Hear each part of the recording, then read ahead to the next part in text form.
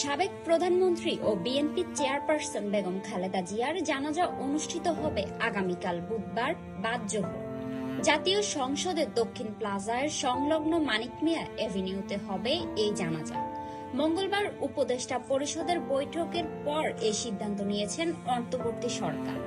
বেগম খালেদা জিয়া ছিলেন বাংলাদেশের রাজনীতিতে এক পরম মহিমান্বিত ব্যক্তিত্ব।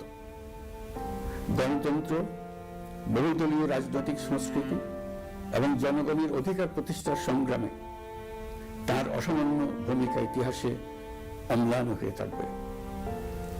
স্বৈরাচার ও ফ্যাসিবাদের বিরুদ্ধে তার আপসহীন নেতৃত্ব বারবার জাতিকে গণতন্ত্রহীন পরিস্থিতি থেকে উত্তরণের পথ দেখিয়েছে এবং মুক্তির প্রেরণা জুগিয়েছে।